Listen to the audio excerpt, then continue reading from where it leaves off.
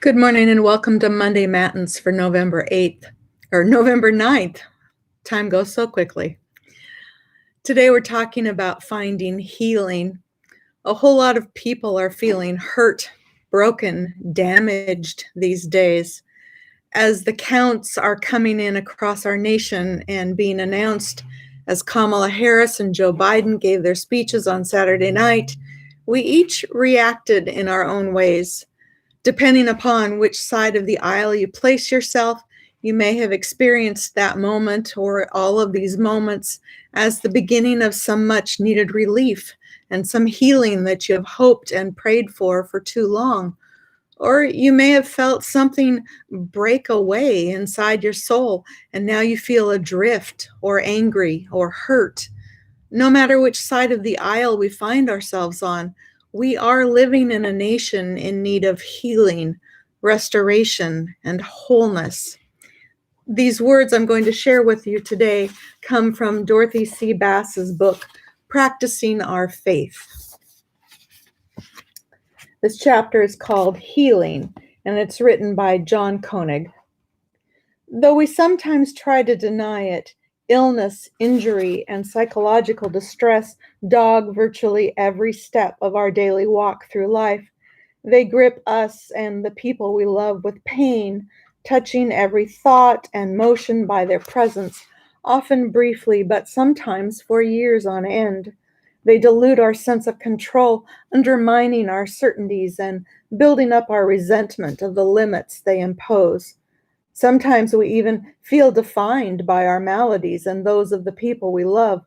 We become a man with a withered hand, a woman who has been suffering hemorrhages for 12 years, or a woman whose little daughter has an unclean spirit. We yearn for the touch that will make us whole, or we yearn to be able to offer this touch of wholeness to someone we know. We live in a society that defines healing as an activity that takes place largely between patients and their physicians or nurses. Christians understand the practice of healing as something much larger than this. The central image for us is not cure, but wholeness. Drawing on our Jewish heritage, we envision human wholeness chiefly in terms of right relationships with God and our neighbors. We believe that what Jews call shalom, an all-embracing peace that spells the end of meaningless suffering, is the ultimate reality. And we believe in the resurrection of the body, which will embrace in the new life both the psychological and the strictly physical dimensions of our being. The first fruits of this resurrection, Jesus himself, promised to be with us forever and to share the benefits of his victory over death in very concrete ways even now. In this vision, healing is an indispensable part of the coming wholeness that God intends for all creation.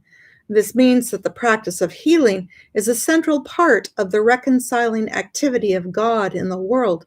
Salvation means healing, wrote theologian Paul Tillich, and healing is an element in the work for salvation. Healing events are daily signs of the divine mercy that is the surging through our world and guiding it toward its final perfection.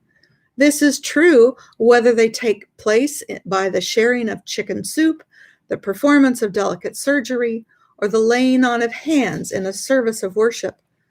For Christians, it is particularly the one we name as Messiah, in his many acts of healing, discloses God's passionate love for our flesh and blood.